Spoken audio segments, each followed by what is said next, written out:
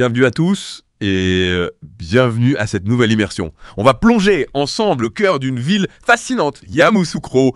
On quitte Abidjan, on quitte l'effervescence d'Abidjan pour découvrir une capitale d'histoire unique. La Côte d'Ivoire, oui. Mais bien plus encore. Et pour vous plonger totalement dans l'ambiance, chers auditeurs, on a décidé de relever un défi. Cet épisode sera entièrement en français. Ah, Yamoussoukro, une ville qui ne ressemble à aucune autre. On la surnomme parfois la Rome de l'Afrique. Et vous allez vite comprendre pourquoi. Alors pour commencer, il y a une chose qui m'intrigue.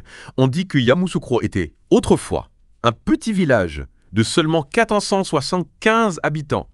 Comment un si petit village a-t-il pu devenir la capitale politique d'un pays? C'est là que l'histoire de Yamoussoukro devient vraiment captivante. Ce n'est pas juste un hasard géographique ou économique. Il y a une dimension humaine, presque personnelle, qui explique cette ascension. Ah oui? Racontez-moi. Eh bien, il faut parler de Félix Houphouët-Boigny, le père de la nation ivoirienne. Yamoussoukro, c'était son village natal. Imaginez l'attachement qu'il devait avoir pour cette terre. D'accord, donc on peut dire que le destin de Yamoussoukro est intimement lié à celui d'Houphouët-Boigny. Exactement. Et cette relation s'est manifestée de manière assez spectaculaire, on peut le dire. Vous vous rappelez cette citation? « Rome n'est plus dans Rome. Rome est à Yamoussoukro. » Ah oui? La fameuse basilique, Notre-Dame de la Paix, le plus grand lieu de culte chrétien au monde, construit en pleine savane ivoirienne. On imagine le défi architectural que cela a dû représenter, mais dites-moi, construire un édifice aussi grandiose, n'était-ce pas un peu démesuré? Certains l'ont pensé, oui. Mais il faut comprendre la vision d'Houphouët-Boigny. Pour lui, la basilique n'était pas qu'un simple lieu de culte. C'était un symbole de paix, un message d'espoir adressé à la Côte d'Ivoire et au monde entier. Et la consécration, par le pape Jean-Paul II, a donné à ce lieu une dimension spirituelle encore plus forte. C'est vrai qu'on a tendance à réduire Yamoussoukro à cette basilique imposante. Mais je me doute qu'il y a beaucoup d'autres choses à découvrir. Dans cette ville, non. Absolument. Yamoussoukro, c'est aussi une ville moderne, ambitieuse, tournée vers l'avenir. Par exemple. Saviez-vous que c'est ici qu'on trouve le barrage de Kossou, l'un des plus grands barrages d'Afrique de l'Ouest? Ah oui, j'en ai entendu parler. Mais en quoi ce barrage est-il si important pour Yamoussoukro et pour la Côte d'Ivoire? Ce barrage, c'est bien plus qu'une simple infrastructure. C'est un symbole du progrès technique et de la volonté de développement de Houphouët-Boigny.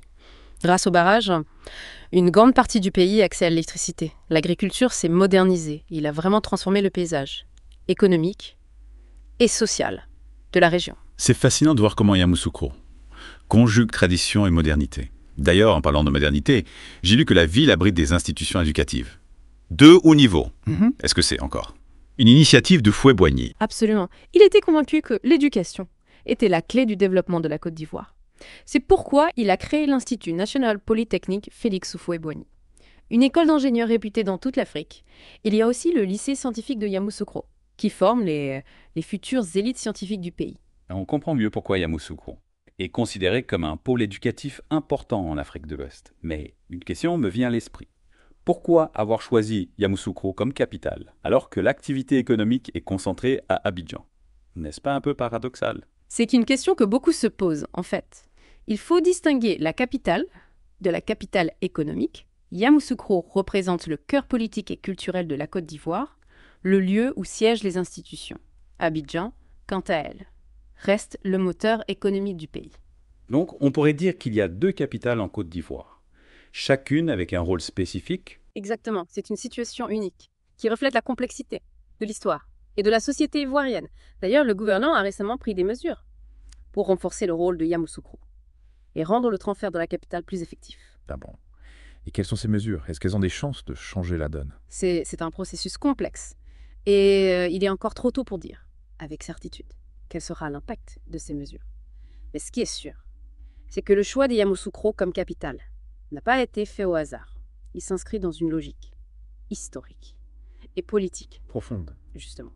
Parlons un peu de cette histoire. On sait que Yamoussoukro était le village natal d'Houphouët-Boigny, mais avant cela, quelle était l'histoire de ce lieu, avant de devenir cette capitale moderne que l'on connaît? Yamoussoukro était un village boulé, paisible, au cœur d'une région agricole, difficile d'imaginer aujourd'hui. Cette tranquillité rurale, face à l'urbanisation. Et on parle de 471 habitants seulement, à l'arrivée des colons. C'est bien ça, c'est vraiment une évolution fulgurante. Oui. Et c'est là que l'histoire prend un tournant. Intéressant. Vous connaissez la reine Yamoussoukro, Le nom me dit quelque chose, mais je ne pourrais pas en dire beaucoup plus. Eh bien, elle était la nièce du chef du village, Kwesi Nago, et elle a joué un rôle crucial pendant la période coloniale. En 1909, lors de la révolte des Akoué contre l'administration française, elle a courageusement protégé l'administrateur, Simon Maurice. Attendez, la révolte des Ekoué. Pourriez-vous nous en dire un peu plus? Qui étaient ces Akoué? Et pourquoi se sont-ils révoltés? Les Akoué étaient un groupe ethnique de la région, et leur révolte était une réaction face à l'imposition de l'autorité coloniale française, qui s'accompagnait de taxes, de travaux forcés et d'atteinte à leur tradition, le geste de la reine Yamoussoukro. En protégeant l'administrateur français, a été perçu comme un symbole de paix et de réconciliation. C'est intéressant de voir comment un acte, Dans un contexte aussi local, a pu avoir des répercussions sur le destin d'une ville entière. Absolument. Suite à cet événement, le poste militaire français a été transféré à Yamoussoukro, considéré comme plus sûr. C'est le début de l'ascension de la ville. Et c'est à ce moment qu'Houphouët-Boigny entre en scène. Pas tout à fait. Houphouët-Boigny est né à Yamoussoukro en 1905. Bien avant ces événements, il devient chef du village en 1939. Et on sent déjà grandir en lui l'ambition politique après la guerre. C'est à Yamoussoukro qu'il crée le syndicat agricole africain et qu'il commence à donner ses premières conférences. On peut dire que la graine de l'indépendance a germé ici, dans ce petit village. Et cette graine a donné un arbre majestueux avec l'indépendance de la Côte d'Ivoire. En 1960, Exactement. Houphouët-Boigny devient le premier président du pays. Et Yamoussoukro, son village natal, devient un symbole fort de cette nouvelle ère. Dès 1964, il présente des plans ambitieux pour la ville, lance des projets de construction. Et on sent que sa vision pour Yamoussoukro dépasse largement le cadre d'un simple village. Il veut en faire une vitrine de la Côte d'Ivoire, moderne. On imagine l'énergie, l'enthousiasme qui devait animer la ville à cette époque. Une ville en pleine transformation, portée par la volonté d'un homme et l'espoir d'un pays tout entier. Tout à fait. Et cette transformation ne se limite pas aux grands projets architecturaux. En 1965, Houphouët-Boigny organise la grande leçon de Yamoussoukro. Il invite les cadres du pays, des personnalités influentes, à visiter ses plantations, à observer les efforts déployés pour moderniser l'agriculture. C'est un message fort.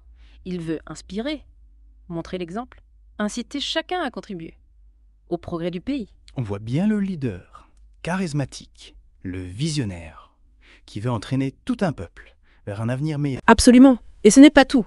En 1967, il fait un geste symbolique, très fort. Il offre ses plantations à l'État, un acte de générosité qui scelle son engagement envers la Côte d'Ivoire et envers Yamoussoukro. C'est une période fascinante, pleine de promesses et d'audace.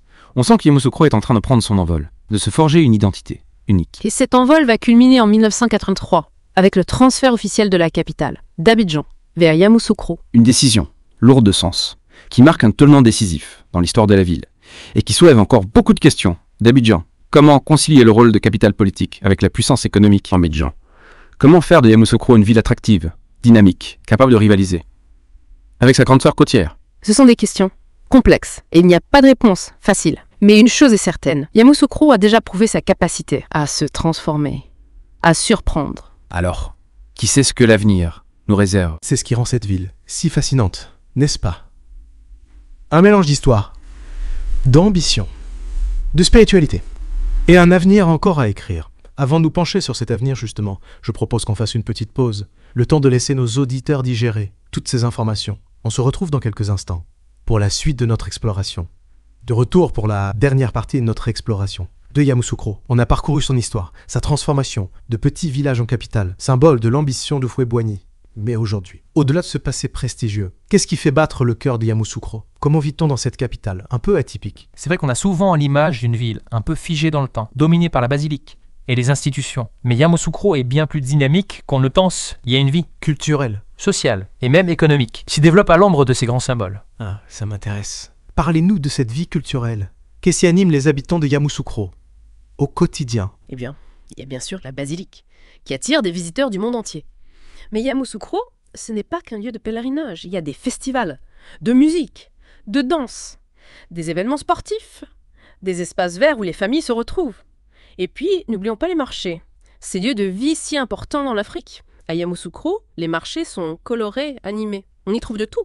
C'est un véritable concentré de culture ivoirienne. On sent que la ville a su préserver son âme africaine, malgré sa transformation, en capitale moderne. Et vous avez parlé d'une vie économique. Comment se développe-t-elle face à la puissance d'Abidjan? C'est vrai qu'Abidjan reste le poumon économique du pays. Mais Yamoussoukro a des atouts à faire valoir. Déjà, il y a l'administration, qui emploie une partie de la population. Ensuite, la ville attire de plus en plus d'investissements, notamment dans le tourisme. Et puis, n'oublions pas l'impact des institutions éducatives. Ah oui, on en parlait tout à l'heure. L'Institut national polytechnique, le lycée scientifique. Ces écoles forment les futures élites du pays. Mais elles contribuent aussi au dynamisme de la ville, non? Tout à fait. Ces étudiants, ces chercheurs, ces professeurs, ils vivent à Yamoussoukro, ils consomment, ils participent à la vie locale. C'est un vivier d'intelligence et de créativité qui enrichit la ville. On voit bien que Yamoussoukro est une ville en pleine mutation, qui cherche son équilibre entre tradition et modernité, entre son rôle de capitale politique et son développement économique et social. Exactement. Et c'est ce qui la rend si passionnante à observer. Yamoussoukro est un laboratoire d'idées, un lieu où se dessine l'avenir de la Côte d'Ivoire. Alors, pour conclure notre plongée au cœur de Yamoussoukro, quel message aimeriez-vous laisser à nos auditeurs? Je dirais que Yamoussoukro est une ville de contraste. Une ville qui nous invite à réfléchir sur le sens du développement, sur la manière dont on peut concilier progrès économique et respect des traditions, ambition nationale et identité locale. C'est une ville qui mérite qu'on s'y attarde, qu'on la découvre, avec un regard curieux et ouvert. Merci pour cette invitation au voyage. Yamoussoukro, une ville à découvrir, à explorer, et qui sait, peut-être à aimer. On espère que cette immersion en français vous a plu. On donne rendez-vous très bientôt pour une nouvelle plongée.